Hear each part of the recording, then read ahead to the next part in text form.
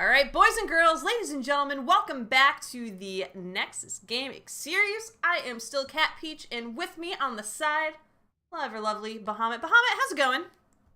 It's going good. I made another cup of tea. I let Bandit outside. He's back. I'm back. We're ready to go for another matchup. This is a Division A West matchup, and we noted it before, but if you haven't caught it, this is going to be the last week of regulation play for the Nexus Gaming Series. So teams want to lock in their slots. Otherwise, they fall into that wild card position, which I do believe is going to be hashed out this weekend, Friday and Saturday. Signups, I think, close like Thursday at midnight PDT. I don't quote me on the time, but I know Thursday they do close. So now's the time to definitely find out if you are going to playoffs or if you're going to be needing to just scrim and get ready for Season 6. I'm not sure, but either way, we still have a phenomenal matchup coming up for both of us, and I can't wait for this, Cat Peach. Yeah, this should be quite the scrappy fight. Honestly, I haven't gotten to cast a lot of Divine 9 and Mono Miracle this particular season, but whenever I have in the past for either team, it's always been exceptionally fun. So looking forward to see what these teams both pull out here in this game. There is no necessarily playoff potential here, but it should still be a fun match regardless. You said that you hadn't cast them in the past, and I don't think I've cast Divine 9 in quite some time, and I always feel bad because I'm like, I've signed up for their games once or twice, and I had to like pull out of it because of some sort of other situation, and now I finally get to cast them. I'm excited about that. But Modo Miracle, I've gotten to cast them in the past, and they are some interesting boys on that side. They definitely are a blast to cast, and we're going to be getting some good games from them as we are just figuring out the last little readies before we get into our first match between these two teams. And as we're loading in here, Cat Peach, what were the map bans? Because I don't even remember. It's been so long. It's been Modo days. Miracle, winning the coin toss, opting for map pick here in Game 1. They ban out Dragonshire and take us to Infernal Shrines, while Divine 9 say, we don't want to deal with Brax's holdout, but for Game 2, we'll make things real spicy, very interesting at the end of the night, bringing us the Towers of Doom in Game 2. Towers of Doom as a Game 2. Both of us actually like yelled out during that entire draft too. We were both just like, yes, Towers of Doom Game 2. It's the best. It's starting with so Infernal good. Shrines too. Like I don't know. These are two of my favorite maps for sure right now in the game. So. Oh, definitely. We are going to be getting a Kerrigan ban coming out from the members of Modo Miracle. They don't want to deal with that. Genji, though, being banned out. Now, the one thing we talked a little bit about bans and picks, and I was going through Divine 9. Doesn't really look like they have a lot of, favored heroes. They kind of swap around a lot, seeing a lot of Sonya. The supports doesn't look like they're locked in a role. Murden here and there. But overall, they definitely have some depth to their pool on the side of Divine 9. Whereas Modo Miracle, they have a couple comfort picks. Urel being one of those. We actually talked about that as a contested hero, but I was talking about the best heroes in the game during our draft, and we get the Yasmin banned out. But that's a first pick, Tyrande. Yeah, first pick Tyrande. A lot of priority in the Owl Vision, in those stuns, and also the rebuffed healing coming out from her. So being able to pull that out here. What are you laughing at? Sorry. I can see draft chat, and they're just gosh saying, darn it. the instant reaction is just, she's not even reworked yet. And I'm like, I'm just sitting here giggling to myself like, oh, no, baby girl. But that is going to be a Deckard and Urel, so that highly contested Urel pick is going to be picked up. But they also get Deckard Cain, a phenomenal hero within the rotations between mid and bottom, as well as just being able to sustain a lot of teammates in the fight. But Joanna and then Cassia picked up from the members of Divine 9, and Joanna being one of those heroes that I've seen at least a couple times here and there, as well as that Tyrande. But Cassia, I like that inclusion into this draft here. Yeah, Cassia, one of those heroes that specifically on the shrines has significant enough clear potential. So I like that. I like her coming out for that fact. Also, as a follow up to any stuns from Tyrande or even the condemn from Johanna, having that damage there, having the potential ball lightning as well, or even the Valkyrie just to force some displacement amongst the enemy team. The Jaina being banned out from Modo Miracle, not wanting to deal with the Snow Queen, while the Murden gets removed. Trying to get rid of those Stormbolt stuns to allow for Urel to play Goomba on your head. Now, this is the area where I'm curious as to what these teams will be getting for the rest of their draft. They need a main tank. They need some sort of shrine clear. Uh, Interesting. I Interesting. guess. Now, I guess. Arthas, this is the one map where I do actually think Arthas fits in very, very well because of Sendragosa. It's not typically a go-to, but it is more of a win more talent in some situations because of the fact that you can have push potential and lockdown. So if you are getting Punisher after Punisher, you really can get a ton of value with that sieging. But at the same time, they lack a lot of shrine clear, and Arthas being strong, but that you really can't rely on him. But this is a Nazebo? Excuse Divine 9 going me. for a 20 game. Late game potential here for Divine 9. If they can take it there, they get some extra clear with the Blaze as well. So they are focused on, I would say, trying to get a bit of an early level lead just so they can kind of not worry about as much maybe losing out on some fights with some of the lack of damage that Nazebo has until that late game. Maiev rounding out the draft here, though, for Modo Miracle, which is not something we see that often anymore. Now, one of the reasons is because it's always banned out, at least in our higher tier of play. But so I was looking at these two drafts just now, and the entire draft of Divine 9 is all poke oriented. Joanna has a lot of good, not the best poke, but you have Cassie with poke, Nazebo with poke, Blaze with poke, Tyrande with poke. Joanna just becomes the meat shield at that point, and she does a phenomenal job of that with the Iron Skin, as well as being able to slow members with her. Oh, I cannot remember her Q offhand always, but Condemn also being able really, really strong to just kind of gather members once they win a fight to really control the shrines and kill off the skeletal defenders. But at the same time, they're all damaged. They're all fight and kill on the side of Modo Miracle. So if they can pull off the kills, that poke comp will just fall apart, honestly. Yeah, I mean, the thing about that kind of sieging comp as well is that you have to spread your resources. But if your resources are spread and you can capitalize on a pick here and there, that starts to get really risky and doesn't necessarily pan out in the long run. So we'll have to see how Divine 9 does with the kill potential on their opponent's side. But for now, let's introduce these teams. In the blue, we do have Divine 9. We're going to have Judge Bread on that Tyrande, Rabid Penguin on Johanna. We're going to have Jason on Cassia. We're going to have Phantoms on that Nazebo, and Blaze will be played by Big Wiz. And on the right-hand side, we have Modo Miracle with Ghost Dunk going to be on the Urel. That Mr. Matt going to be on the Arthas. Art going to be on the Maiev. The bird not being dodged by Shershan Sheep on that. Decker, Kane, and Mara will dodge the bird on the Hanzo. And we have all 5 members all meeting in mid. Yeah, immediately going for mid, we have Vision from Owls, we have Vision from Sonic Arrows, we have so much Vision potential on both teams. We're going out onto Nazebo very quick. Ghost Dunk going in with the quick jump there. The Sun going out, though, onto Arthas. A lot of damage coming out from that Cassia, and Arthas going to be the first blood here in this game.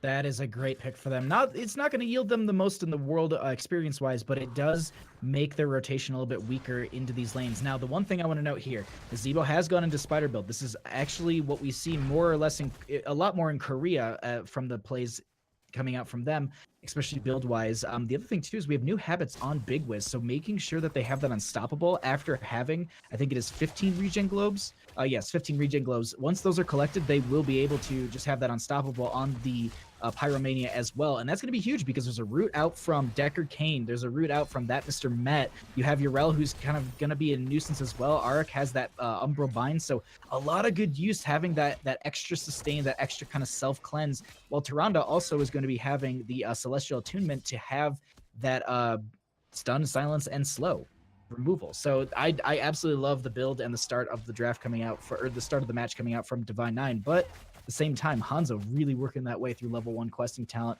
And these teams being aggressive, I'm curious to see who wins up the first objective. Yeah, it will be interesting for sure. And just, the sheer amount of, stuns and things like that. Ooh, Arthas getting stunned. That Mr. Matt trying to back away. Should get out of here just fine. Just barely, though.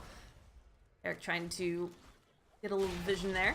But like you said, you have so much follow-up crowd control on the side of Modo Miracle that even if you use those talents that maybe break you out of one, there's one immediately to follow up. And so that's a good point. The support from Tyrande this game trying to really make sure that teammates live through a lot of that is going to be quite high. So we'll have to see how well Judge Red ends up living up to or dealing with that kind of pressure here. And I also I'm loving a lot of the adaptations here and just the picks they have in talents. Just also having that Sins Exposed from from Rabid Penguin, just to have extra damage in these fights. It's going to be shaping up to be a really, really fun match for this Division A West game here. But we currently have top lane Shrine activating in the next 8 seconds, and the members of Modo Miracle have positioned themselves to at least be here first and to try and take this as quick as possible. Now, they'll probably get a couple before their opponents, which, I mean, any lead is a lead. So we'll have to see how eager Divine Nine is to go in and really fight, or perhaps they focus on that Mr. Matt hanging out here in the top lane rather than focusing on the Shrines. Phantom's going in. The Sonic Arrow is out to scout out the rotation. And the charge going in onto Arthas. The zombie wall there to make sure Arthas is trapped in, but the heal's coming out. That Mr. Matt staying alive so far. No one dying on the side of Modo Miracle after that engagement. Even with the clutch zombie wall, they're able to tap up and go right back into this fight here, Bahamut. Shershan Sheep is doing a phenomenal job of just keeping his members alive. And you can already see that most of them are almost back to full health. They were a little damaged around there, just really putting out this healing. But we have the Lunar Blaze going to be going out onto Mr. Matt, and Rabid Penguin stepping up as well. They want to get this kill into the Arthas because they know once they lose that Arthas, they really don't have a strong front line. Urel, yes, being strong, can't really solo tank in this situation, especially being down a member as well. But overall, so far, going to be held over 10-20 in the Skeletal Defender range. We'll see if they're able to move up on this as Phantoms dodges the Howling Blast. Divine Nine catching up really quick, though, on these Skeletal Defenders. The scroll goes out, Roots too, but the tether to pull in members of Divine Nine here. But that allows them to re-engage back into this fight. The mana and health bars on the side of Modo Miracle are falling incredibly low. Scroll is there for a little bit of distance. Eric, though, going right back in. The leap is there. The zombie wall, though, doesn't have the leap to get out of it. A lot of damage being taken. Shershan Sheep trying to get the potions out, but Maev is going to be the first to fall here. Modo Miracle now giving away this first Shrine. Skeletal Defenders racking up here for Divine Nine.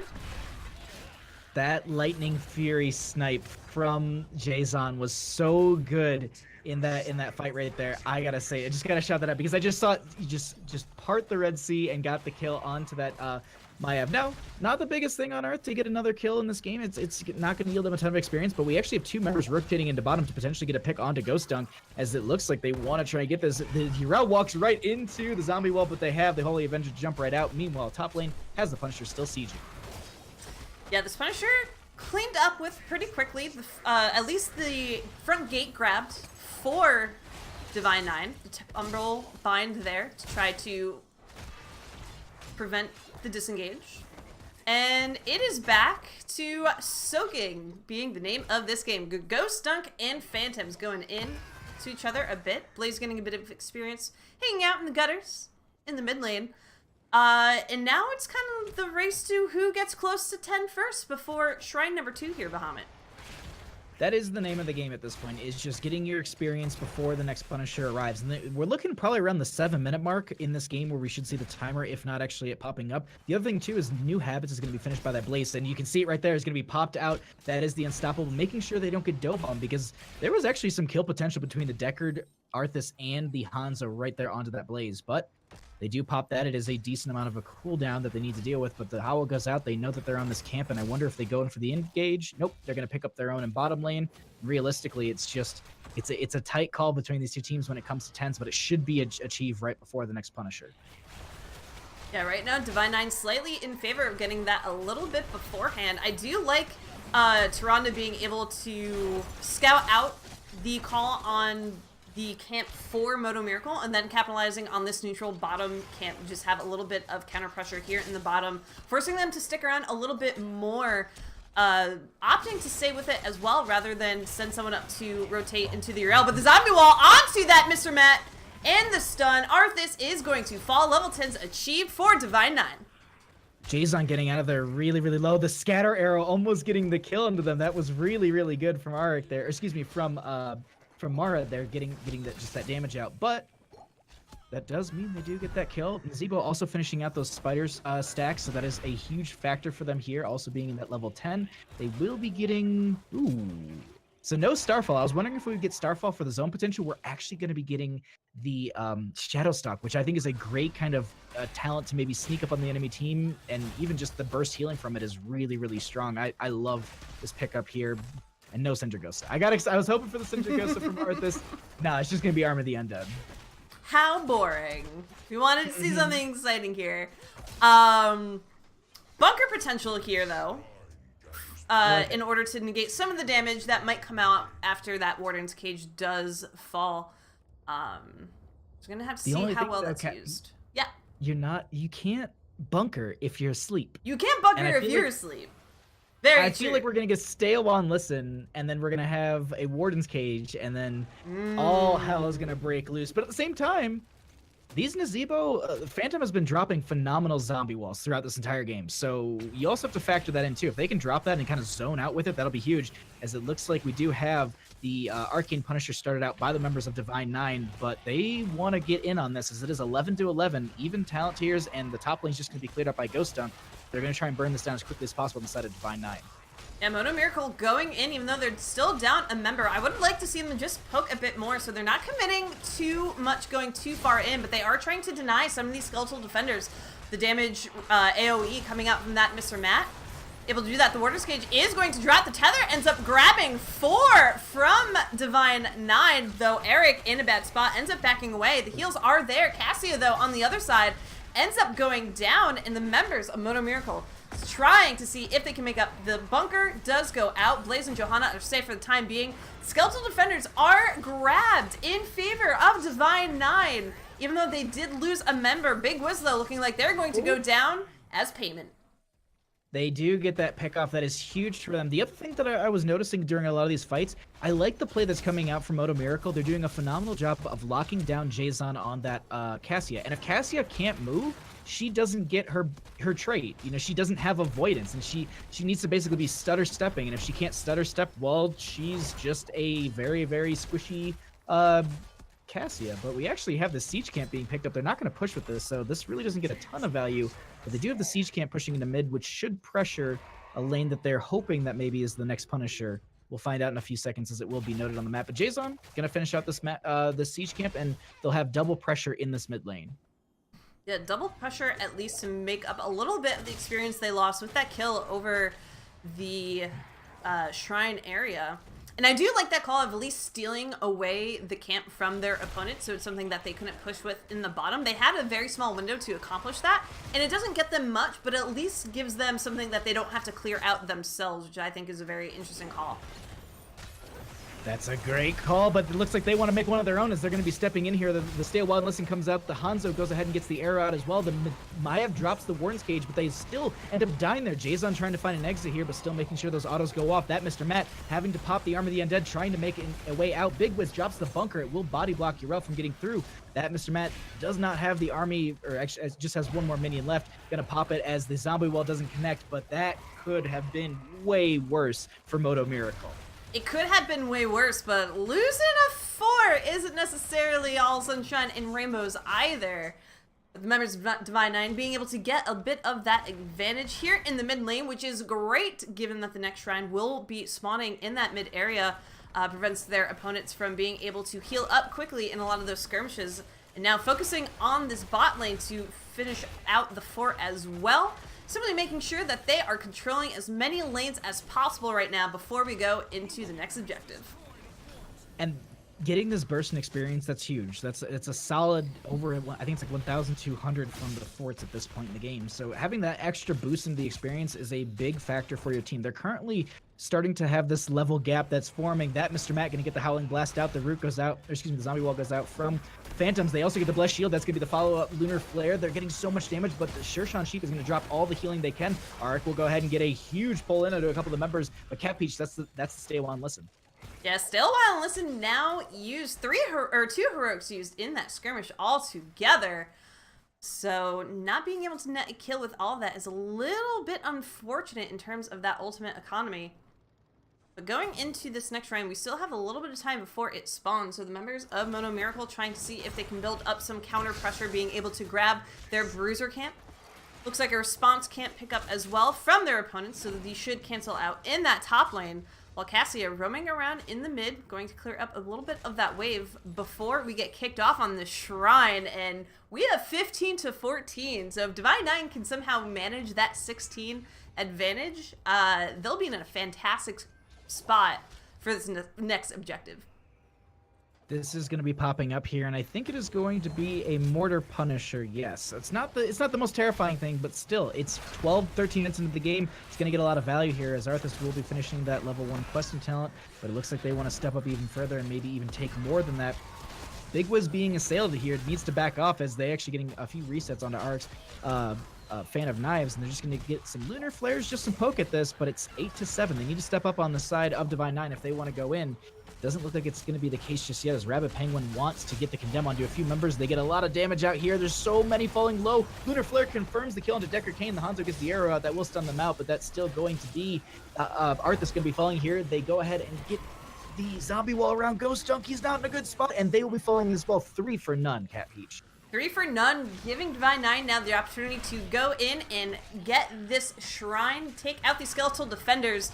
And what a beautiful condemn that came out there. I've got to say, grabbing 4 members of Modo Miracle, the follow-up with the Lunar Flare as well. Even the damage from Eric Amayev couldn't really capitalize too much on the grouping of Divine 9, so few kills in their favor should get them an objective. They're going to play it out patiently, though. Possibly get some camp pressure elsewhere. It's time out with this Punisher as well. Get pressure going on in both lanes as the members of Modo Miracle showing in top, so they know this is safe for now. They know that they're safe. They honestly, I would have actually said split your assets and maybe go for both at the same time. That way you can just at least do this a little bit quicker, because what it does allow them to spawn. It does allow them to try and get closer to their 16s on the side of Modo Miracle. You are I wouldn't say wasting, but you're giving away that kind of talent to your advantage. Yet, on top of all that, I do want to note, you are going to be having double camp and a 14-minute Punisher going into this lane. Most of the heroics are off cooldown for both teams, so we're going to see how this fight works out here, Cat Peach. Divine 9 now starting the front, taking out this gate. The leap is baited out here. Arthas, oof. It's focused upon. The Ball Lightning does go out, but is quickly fizzled out, it looks like. Bunker used. Johanna and Blaze trying to put out a bit more damage in a safe manner. Zombie Wall also used to focus on the keep.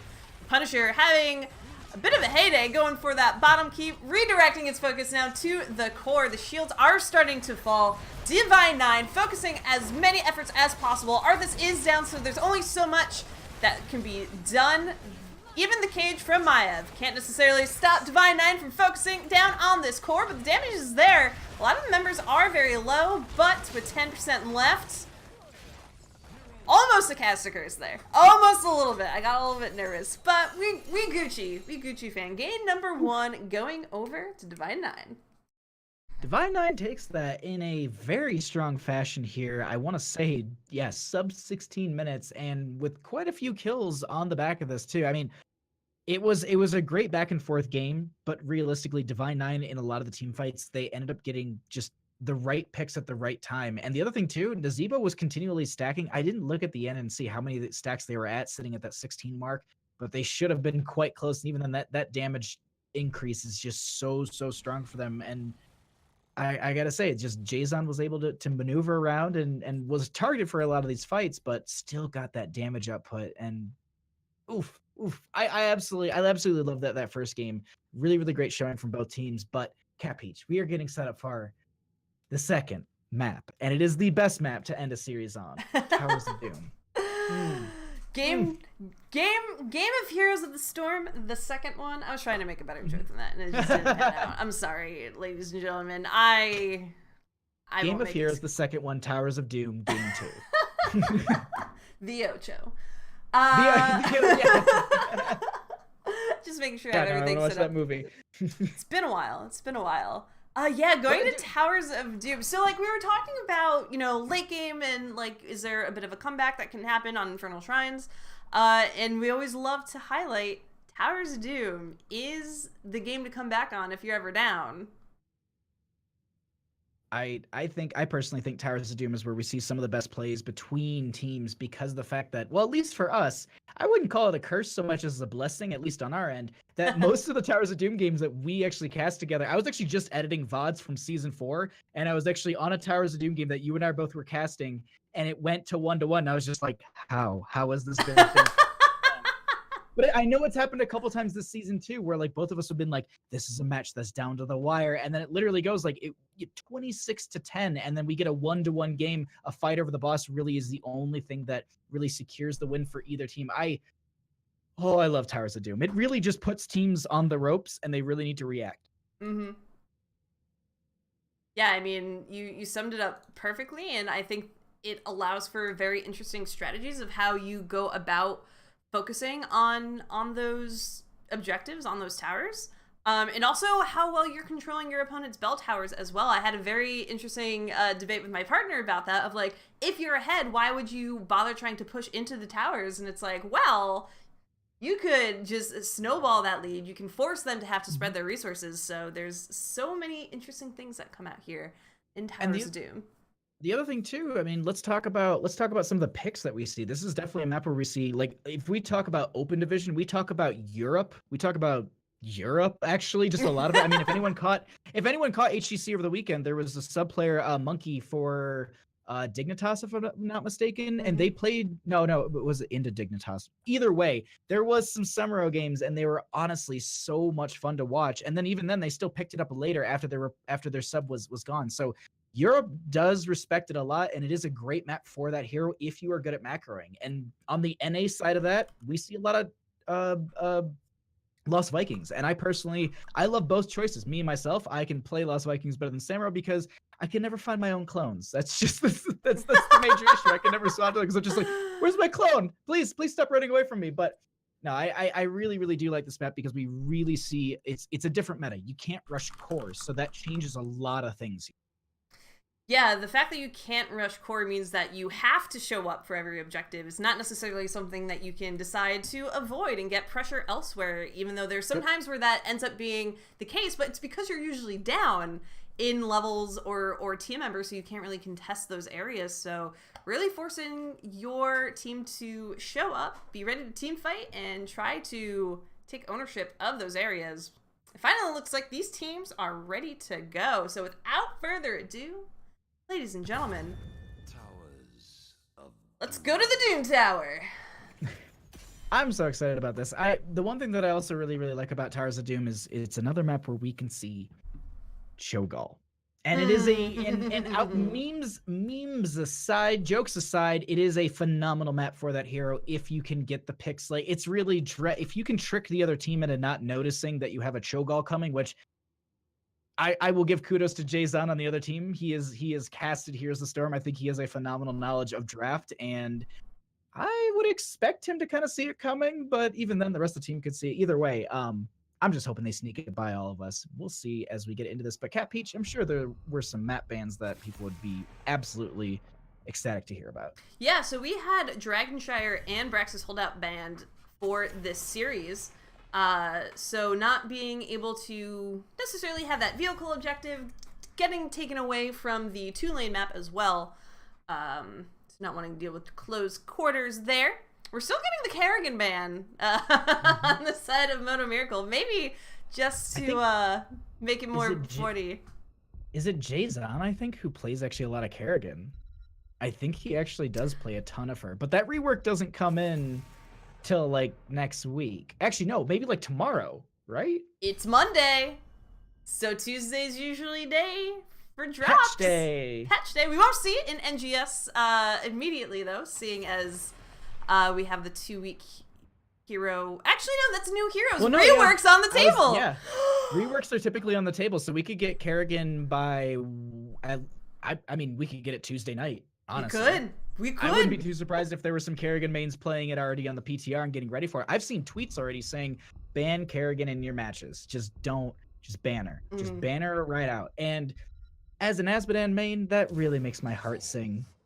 Because that means I can finally play him. But let's go back into this draft as we have a first pick Abathur on the side of Modo Miracle. Do they go into that range of no support, solo support Abathur?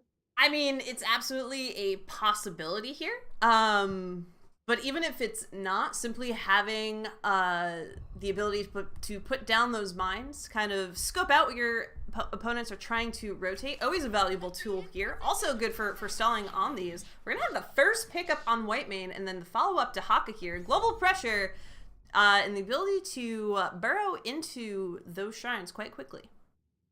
And I was just skimming through this earlier. I don't think I actually saw a lot of Whitemane on the side of Divine 9. I think I saw it a little bit more on the side of Modo Miracle, so that might be... No, I'm reading everything backwards, of course. But either way, I don't think I've actually saw it much on Divine 9, to be honest. I like this, but that is a really aggressive Blaze and Muradin. So there's solo lane already locked out into that Tahaka, and then Muradin will be in probably the 4-member rotation between mid and bottom. Either way, like I like this draft from Modo Miracle, but ban phase, I'd be looking to choke out support. Yeah, support, possibly some damage as well. Trying to think of who might be really great targets for that ultimate evolution that Abathur does have. Have seen a lot of Jaina in the past. Greymane also a pretty good option, so banning that out, making sure that is not available. A good call from Divine 9. Cho'Gall? How does Whitemane do with Cho'Gall? I don't know. That's... I haven't seen it. But it's been one of those things in the past because the fact of Cursed Bullet is percentage-based damage. They could do it, but no, it's not going to happen. They're going to play this with a Joanna and a Cassie. They're going to go for that double blind. Boo earns, we don't get to see any fun. But this is really they got to play it here, or they pick up something more on the... They need wave clear as well as poke onto the shrines. Like a Jaina or a Hanzo. Yeah, I would do like the Jaina, because you get double blizzards, you get double chill stacks going on there to help with that damage output as well. Great poke as well. Valera Li Ming also being able to poke out very well, and Valera stealth being able to stall out on these objectives for a little bit is always interesting, but a Valera... This is a good map for her. She does get a lot of value into these fights because she can kind of sneak around and get great strategic kind of backline targets. What? Huh? Quoi? Well, Illidan is going to be the second technical global for them if they do go that route. I think this is a hunt map. Often we see Metamorphosis, but those are maps where you can rush the core, you can Metamorphosis with the Illidan and just be an Illidan on the core, and it's just impossible because he's just going to the other side as your team tries to walk around the core. And yeah, I love this draft so much from both teams. I really do. At the very least, in like my unranked draft games, when there's an Illidan on Tower's Doom, you're talking about bell tower control up the wazoo. So it's just being able to rotate back and forth between them, making sure there's constant pressure. At least if you're not claiming them, making sure they're pushed all the way in, so that your opponents have to, force some kind of rotation to respond to it. Oh my gosh, I don't even know Bahamut, but let's get into this game number 2. Let's see if Divine 9 can take this in a 2-0. In the blue, we are going to have Phantoms on the Illidan, Raven Penguin on Johanna, Jason on Cassia, Judge Bread on Whitemane, and Big Wiz on the Dahaka. And on the right-hand side, trying to even out the score 1-1, we have Modo Miracle with Ghost Dunk going to be on the Blaze. Arik will be on the Abathur. That Mr. Matt is going to be on the Muradin. Shurshan Sheep is going to be on the Valera. Actually, a little bit of a role swap there. And Marad will be on the Li Ming. So they are, we didn't actually talk about this at all. They are a solo support Abathur composition. And... Ooh. I mean, yeah, there's so many interesting pieces here. I mean, does Illidan do enough damage to possibly negate some of that solo support Abathur? Like, how do those numbers really stack up? I don't know. Often in the past, a lot of teams, or at least people, and even myself, oh my god, the silence, the damage. Phantoms is taking so much damage. They have the chase with the Abathur hat. This might be first kill, and they get it not even a minute in. Oh golly. Abathur kill stealing, but the blind's out. I think they should be able to be fine as they actually step up into Rabid Penguin here. Not going to get any kills, but making them shake a little bit in their boots. But that pick onto Illidan, that's a bit of a kind of a game setter saying, you know what, be worried. Displaying your dominance here, saying you're gonna pick the Illidan and we're gonna punish you for doing Illidan things, or at least trying to do Illidan things. Threat of Valera, an instant hat from Abathur for some additional damage and sustain, is going to actually probably, we were just discussing it, and I think it proves a great point, might be a little bit difficult, at least in the early parts of this game, until Abathur can really get into that build and provide a bit more support for the team here. The other thing too is being able to shield some of the minions. That'll help them sustain a little bit. But Dahaka's gonna have great wave clear. They're gonna be able to maybe even double soak between mid and top with that speed. But actually no, they're going for tissue regeneration. But there is an invade on this camp as they want to try and take this away. If Phantoms is back at this point, Dahaka is actually gonna be burrowing, and they potentially have the tongue drag as they come through the bush. Not happening, but they actually remove Dahaka from the top lane. Needs to meander their way back up there as that is gonna be the camp picked up in favor for Divine 9. Camps in bottom, they'll probably be cleared out, and I really don't think they'll get a ton of value. Yeah, not a ton of value, but at least forcing the rotation here from the members of Divine 9. I do want to say, everyone who came over from Goon's stream, welcome to this Nexus Gaming Series game. We hope you enjoyed your games in Bush League this evening, but for now, we are looking at a Div A game. This is game 2 between these two teams. We have an Illidan, we have a solo support Abathur, so we got some good stuff for you. So, glad to have you. And don't forget, there's a Valera who's just kind of sneaking around the map, getting picks on heroes here and there. Now, granted, there's only been one so far, but Judge Bread looks like they could be the next target, and that's the one thing we need to note here is how squishy that white main is. She only has 1,600 health as Jason gets a bit of damage put onto them, but they'll be healed up just right away with that Clemency at level 1 from the white main. Meanwhile, in top lane, it's getting soaked up by Ghost Dunk and pushed back. Big Wiz not getting the value I think they're looking for. Doing a great job here, but this is first altar phase popping up for both teams. Yeah, the top two going to be traded by both those offlaners, so the contention here is really for this bottom one. Judge Bread getting the channel in. That Mr. Matt being slowed, can't get the Storm Bolt in to disrupt the channel. Burrow coming in from Dahaka, trying to assist with some of this kill potential. That Mr. Matt, the body blocks coming out from Phantas, and the damage from Illidan. 2 go down. Johanna ends up falling, but 2 down on Modo Miracle. Illidan just making mincemeat out of these folks. If Valera had to go down, so did Joanna, and I like that at least. Getting that little bit of a kill, keeping it even 2-2 in kills, 6-6 in levels. Structures are even, but at this point, the game is really going to start taking a different pace as Phantoms is going to be rotating up here, trying to maybe take this away from Ghost Dunk. We'll see if they're able to do that, because there is a decent amount of sustain. They're also going to be getting the Valera's coming up. Valera's coming up to join. Oh Phantoms boy, but there's so also hard. going to be Big Wiz too. Abathur hat, Big Wiz. That Mr. Matt coming in, ulti, oh my god! Illidan goes down. Ghost Dunk taking a lot of damage. Ends up backing up. Cassia goes in, she gets, oh my god, she gets... Divine 9 with the camp steal. Started with one Illidan against a Blaze. Ended up just punching so hard for a while. Allowed the teams to rotate and all, you know, just for a camp. But it's about proving a point here. And they proved it well by doing some damage in this top lane. They won't get any experience from that, but just weakening it throughout the game is going to be big for them. And opening up the map for the Illidan in the later half of the game, I think, is the name of the game. And that's really what they need to just focus on in this situation. Open up the gates so that way the Illidan can chase and get some decent damage on some lower targets. But double altar phase, they're going to play for this, I think, on either side. That Mr. Matt is just zoning, as that is going to be the Lightning Fury coming out from Jason. Boss will be arriving at this exact moment, too. They actually start to step up onto this. That is going to be the Joanna trying to just get the blind, but it's not in time. Towers go off almost simultaneously. There is a bit of a fight breaking out. That Mr. Matt gets the Dwarf Toss, but Cat Peach traded, and no real big Abathur value. Nope. Both teams breaking dead even in that phase, in that engagement. So now the race to 10 is on. Abathur in that bottom lane trying to soak the little bit of damage coming out onto this minion wave from the fire of Ghost Dunk. Siege Camp being focused on trying to get some zappers to push out that bot lane just a bit, but the members of Modo Miracle sensing it coming on in. That Mr. Matt going right there for the backside. You stole camp from us. We're going to steal it from you. The damage coming out. Rapid Penguin's getting very low. Phantom's trying to get in with the response damage. Ghost Dunk. The heals are there for a little bit. Not enough, though. The hack goes on to that Mr. Matt. Jason, though, on the hunt, trying to get the damage in. It is not to be. Illidan now diving onto Sir Sean Sheep, and that Valera should, he should have. There he goes. There it is.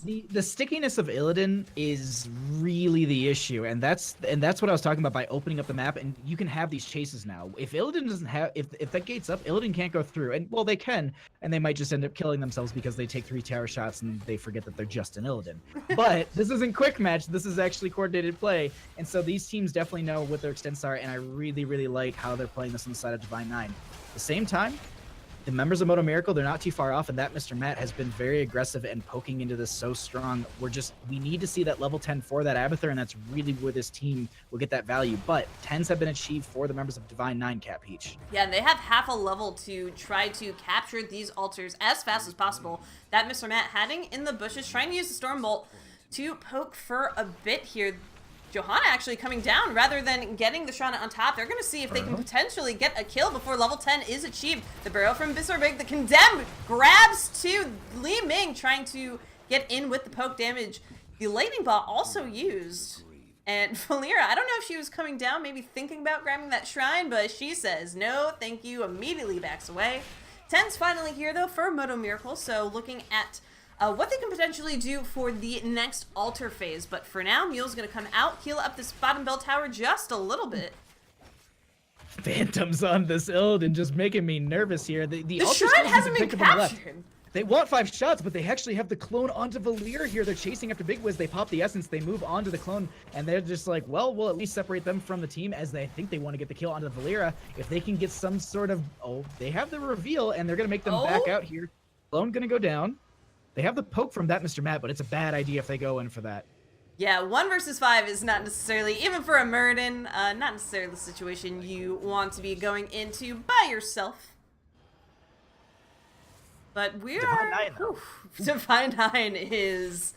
They're showing up. They're showing up. They don't care about your solo support Abathur strats. They don't care about your Valera. They just need dive from Cassia. They need dive from Illidan. Everything else is just icing on the case.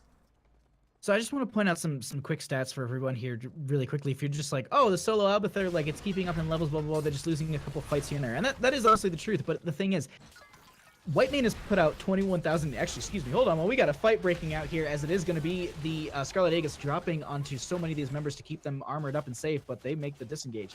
The one thing I just wanted to note really quickly, Whitemane's sitting at 24,000 in healing, and Abathur only sitting at just nearly 8k. Like that's the protection that he can offer. So these sustained fights that they're getting on the side of Divine 9, there's a reason why they're winning those. It's because of the fact that Phantoms on that Illidan can back off, get the clemency from Judge Brett, and go right back in. And the other factor too, it's Illidan. It just autos and wins. And they're weakening this camp and pulling it over, but this might be bad for Modo Miracle. Yeah, I think they possibly saw a member on the back there trying to get into the bush, not being successful. The Condemn going out, pulling in 3. The Silence, though, going on to members of Modo Miracle. The Bunker's out to try to offer some protection into body block in this camp. Ghost Stun taking a lot of damage. One final Condemn trying to make it happen. Johanna ends up going down. The resets are here as well. Illidan, though, going to fall. Judge Brad going to fall as well. That is a full team wipe for Modo Miracle, and they can start putting themselves back into this game, Bahamut. That sustain that they needed was found within the bunker. That was absolutely the pause in the fight they needed to basically say, well, poke out. Li Ming was able to sit in that backline. Mara just able to dump damage into the members of Divine 9 and get reset after reset. And it was just, that was a Li Ming dream as they go ahead. They get an entire team wipe. They get the bottom altar. They get these 3 sappers pushed in. They take down the gate. They start to open this up for themselves as Abathur has been pushing in other lanes. It's 12-13, and the level gap has started to form between these 2 teams as it looks like Modo Miracle is really starting to hold over the map. Yeah, late game Abathur known for having a bit of that spike here, and we're starting to see it come out in the form of that level lead that you talked about, Bahamut. And it's also giving Modo Miracle the opportunity to catch up a bit on the structure side, being able to clear out that gate, which now makes the opportunity to get that bottom bell tower a reality. But Phantom's trying to go in onto that Mr. Matt, ends up walking away just fine for the time being. Fight resets. Abathur just hanging out in mid. Hopefully starts scooting away soon. They're actually doing so. I was talking with someone about this a while ago, and I was like, why do like high level Abathurs do this? What is it? And they say it's actually because it makes the other person want to actually go into that lane. But actually, we have a bit of a big fight breaking out in this bottom lane as there's a lot of damage going out. No deaths just yet. Blaze gonna get the jet propulsion in. That Mr. Matt seems to be targeted by phantoms here. Ball lightning is going to be going out into a few members as Valir gets the blind out. That is going to be the metamorphosis coming out from the Illidan. They need to try and get away from here as they dive right back in just to juke this out. Ghost Dunk able to get out with a few hundred health there as Big Wiz gets the tongue drag onto that Mr. Matt, but the avatar form is there. They are fine. That is going to be the clone going down, but they actually find the Cassia. Sershan Sheep is found. That is a 2-for-1 trade here, and they are getting everything they could want on the side of Modo Miracle, but maybe it's going too far. Yeah, maybe too far. The health bars of Modo Miracle also very low. They end up backing away from that fight, but we are about to have a altar of Dahaka. Dahaka coming in. Eric trying to be cheeky. Phantom's going hard onto Murad there. There is action going on everywhere. Oh my god, they actually need to get out of there as Illidan gets bodied, and they actually lose out on bottom. Abathur leaves top. Actually, the mule is keeping this going. I absolutely love this play that's going out from the members of Modo Miracle. I've never seen a mule used that way to try to stall out an altar channel.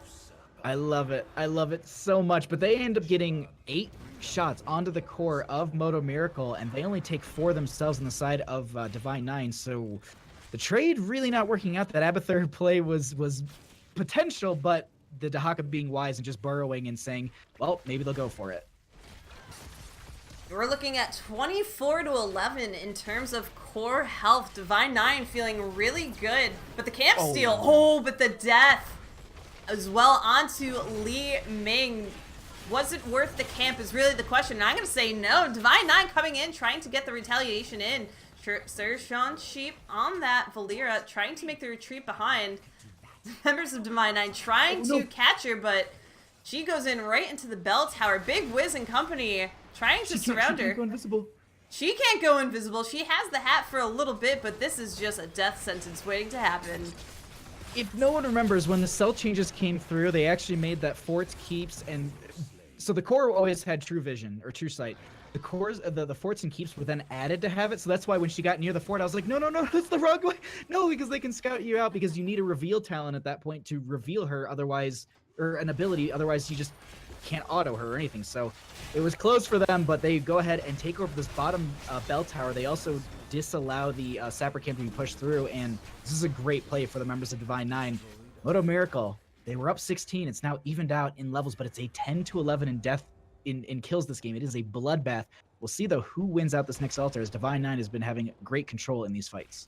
Yeah, this is a really important one. On the side of Divine 9, it's their opportunity to start closing out this game. If they can get 5 shots here on top of 4 from a boss, possibly afterwards, they're looking at 3 core health on the side of Modo Miracle. But for Modo Miracle, this is their opportunity to really stay in this game. Flank. The flank coming in. Double. There's a clone as well. They want to get into the Haka Cat Peach. They're going in so hard. Phantom's trying to do the damage. The Condemned there to stun the members of Modo Miracle. Jason being able to get away. The ball lightning was out. Illidan's going to fall here, being the first casualty of the skirmish. The bunker out as well. Rabid Penguin stuck between a lot of damage on the opponent's side. And Divine 9 having to back away here. The orb does not connect, but that Mr. Matt is on the run. The stun goes out onto Rabid Penguin, but the Hardened Skin tries to take her out of the situation. She ends up falling. Ghost Dunk gets the channel, and Modo Miracle are still in this game, ladies and gentlemen.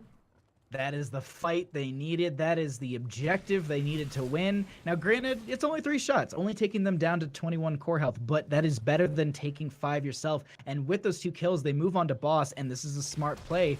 Yeah, okay, I was like, are they going for potentially Dahaka? No, they're going to go ahead. They're going to burn down boss. I like this from them. It takes that win condition off the map, because you had mentioned it perfectly. If they can get them down to that low health, they can get them into a sort of kind of checkmate position as they want to feed the bottom in a little bit here. They're also going to be having Illidan working on that camp in the bottom left as Arik got pushed back behind the gate. Yeah, Divine 9 making sure they keep control of that bottom bell tower for the time being. Illidan going to grab those zappers, cause a little bit more pressure on here, but the members of Divine 9 actually backing up, saying we don't want to actually defend this that hard and potentially lose some members with this full rotation. So everyone focusing on getting those zappers. Dahaka, though, looks like finds an Abathur up in the top lane. Eric, ooh, extending a bit too far. The slug goes down. Slug got squished in top as they actually find that Mr. Matt, and they potentially can get locked down here, as that will be coming out from Judge Bread with the 13 talent from Whitemane, as he actually has to pop the avatar form. Phantom still moving forward. Tongue Rage OP, please nerf. Actually, that's actually something to note too, is that actually Dahaka got the elongated tongue at level 16, and that's not something we typically see, but Whitemane gonna get bodied in bottom. Absolutely bodied. But that doesn't dissuade Divine 9 for grabbing this Zapper camp. Perhaps they do get control again of this bottom bell tower before this next altar phase. I don't know if it actually will, but they're going to rotate and just try to trade out on shots for the time being. But Modo Miracle moving over as if they want both of these, end up meeting a Rabid Penguin in company in the middle. Jason gets the channel, so all is lost on that attempt. And so now we have one remaining. Modo Miracle on the retreat. They will go ahead and capture this out. That is going to be 4 shots going over to Divine 9's core. I gotta say, for an Abathur composition, they're ahead in experience, but it feels like they struggle through a lot of these team fights. Oh, I am dumb. I forgot there's a mule. The only hero in the game to still have that talent, Abathur, is going to be trying to heal up this bottom this bottom keep as best they can, but they know the rotation's coming out, so they back right out of here. They say it's not worth it. Mule doesn't get that much of value, as Shushan Sheep has found Phantoms, just going to get some burst onto them, make them back off, and get healed up by Judge Bread. Yeah, I wonder how hard Divine 9 is going to focus on the spell tower, because that gives them quite the advantage if they can get it, and there's really not that much health left, and with the mule being used, this is their opportunity to do so. Dahaka's still in mid, waiting for the opportunity to come burrow. They're actually making the rotation right now on foot, members of Divine 9, seeing how far they can pull out Modo Miracle away from that bell tower before engaging here, and they're actually going to retreat, focus on soaking elsewhere for the time being. Their opponents have 20 now, so they have to be very careful about which fights they opt to pick. All right, I get nervous now every time Eric's in a lane after that pick. I am worried about Divine 9 at this point in these fights. 1, they don't have that hero, that Storm talent tier, as well as 2, Hive Mind on Abathur. That is such a terrifying talent to be able to have the double hats. That's just, you don't want that in any situation. We're also gonna have the bunker upgrade from the Blaze, but that is also, once again, a mule working on bottom lane. They have the Sapper camp pushed into bottom, so they want to get 5 shots on the side of Modo Miracle. And Cat Peach, I can't help but feel we're going into a very, very tight late game here. It is going to be tight indeed. Both these teams trading out on these bell towers. Right now, there's 5 shots advantage. Now, dead even again, but there are zappers on Modo Miracle going toward the core of Divine 9, being able to launch over. 2 shots go in. Channel going over to Modo Miracle as well, so that's 4 shots on top of it. We are down to a 7-7 game. We were at 24-11 just a few minutes ago, Bahamut. It has evened up here. That's the play that we want to see from these teams. Modo Miracle grabs this other Sapper camp. They're going to feed us in the bottom lane. They want to hold bottom, and they're going for an aggressive flank here, and I love this play. They might be able to get a couple members here as they go ahead, jump in. Stormbolt going to be going out. A lot of damage going to be going out onto Jason at this time, as they also get silenced. Going to be pushed back a little bit. The Ball Lightning, I do believe, went out. No Metamorphosis just yet. There is so much damage onto Mara. They need to find some sort of exit, but they get the kill from Phantom, as it looks like that is the first kill in favor for the members of Modo Miracle. Cat Peach, this fight does not end. The tongue goes out onto that Mr. Matt. The Suns, the Blinds to follow up as well. Phantom's trying to take down that beefy Muradin, but he's going to live for the time being. These zappers are still alive. They are going to clear them up. Liam Ming ended up being isolated in that fight. Oh my god, Surshon Sheep trying to get the blind and the kill onto Whitemane. Ends up taking a lot of damage themselves. Members of Modo Miracle finally going to retreat here. The bell tower is going to be the focus for Divine 9. The focus of getting Li Ming out of that last fight, though, the isolation coming out from Dahaka, she actually was able to blink out of some of the damage there, but the follow-up from Illidan was just too much. And a great pick for them. This is game ending. This is potentially game ending, and they actually want to take over the bottom bell tower because they want to see if Abathur still takes over top. Oh my god. This is just a win condition for them, realistically. They just want to make sure that it's harder for them to to defend against this. Oh, I'm waiting with bated breath because this is going to be so tight. Li We have a Ming, double altar phase. Li Ming's back. She's gonna use the tunnel. 6 shots She's go back in the over. fight. Illidan's going to get bottom. And this is it. And This is the last one. They go in under the Haka. Big Wiz is going to get targeted for a second there. They step right back into this. That is going to be that. Mr. Matt going to be popping the avatar form as they're moving in on them. They need to get out of there. The silence is there as well. They're starting to follow with Phantoms. Bunker goes down. They're going to need to utilize this, but actually just Blaze is kind of on an island by themselves. Ghost Dunk needs to find an out here, and that will be the first kill of the fight. Cat Peach as Murden will be going down as well, I think. Yeah, that Mr. Matt. Now the focus here. Surgeon Sheep separated from the rest of the team as well. Valera ends up falling, and the focus onto Eric's clone. The Li Ming clone can't do too much, but the rest of the team of Modo Miracle is just so incredibly low. And 6 shots here additionally, just to make sure there are quite a lot. GG going over to Divine Nine in a 2-0 in this series. Cat Peach, that game was so razor thin, and it really was that last engagement. It could have gone. Illidan had bottom, yes. They definitely got those 6 shots. It would have been 7-1 regardless. They couldn't have spread themselves that thin.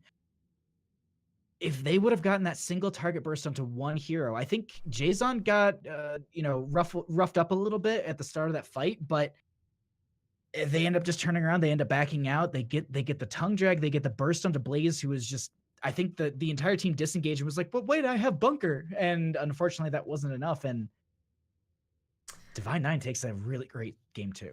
Yeah, and I mean, we were showing the stats before. Just the healing output from a solo support Abathur, at least in this scenario, not enough to just make up for the, over 90,000 healing coming out from Whitemane herself.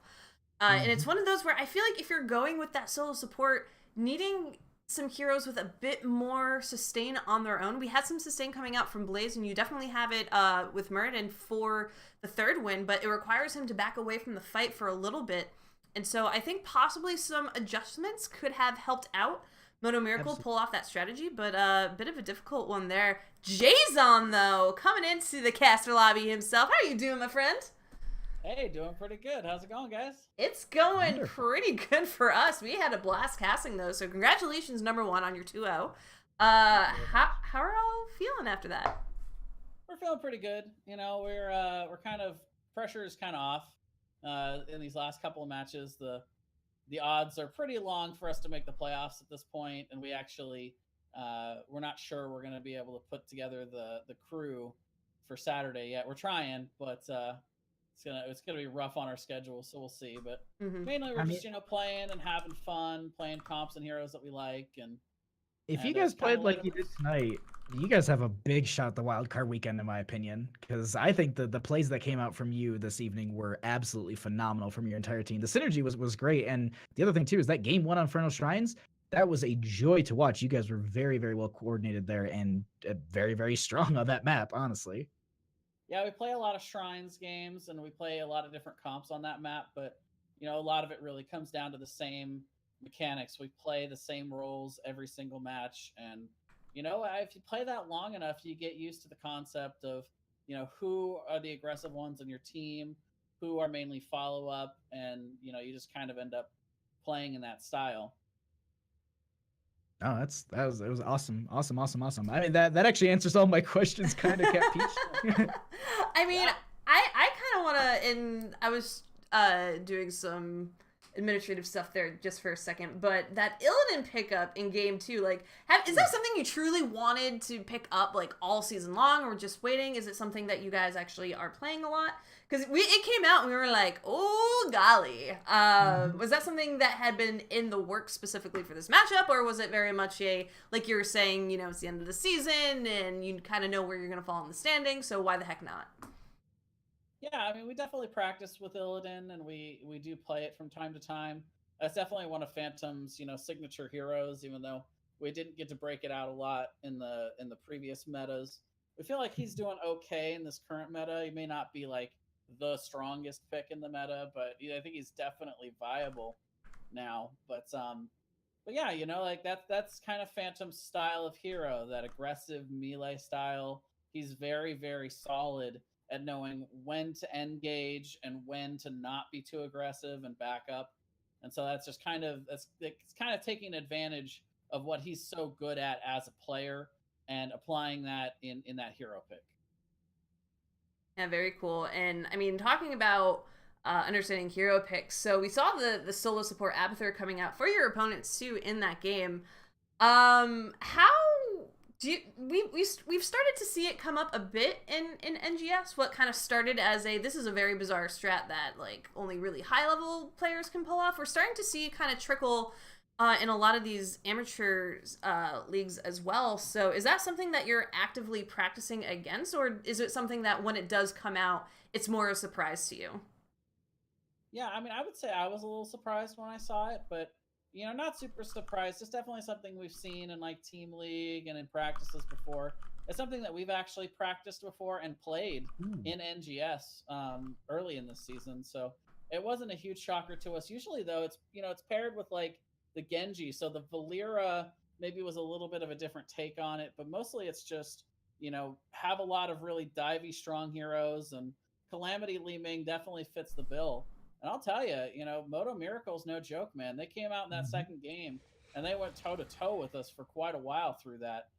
We were sweating when it was down to the 20s and 7-7, and they gave us a great game too, for sure. When it got back to 7-7, because we had just remarked like not too long before, you were up 24-11 in core health, and then suddenly it's tied dead even toward the end of the game, and so that those last couple shrine fights were definitely a treat to watch and to see how they unfolded.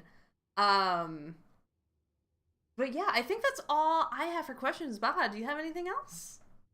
The only thing I was just going to ask about is, did it feel like in that game number 2 there was just, they had like the mid game, like they kind of just had that mid game, and it just seemed like once you hit 20 that was the power spike you needed, because at that point the dynamic really did shift.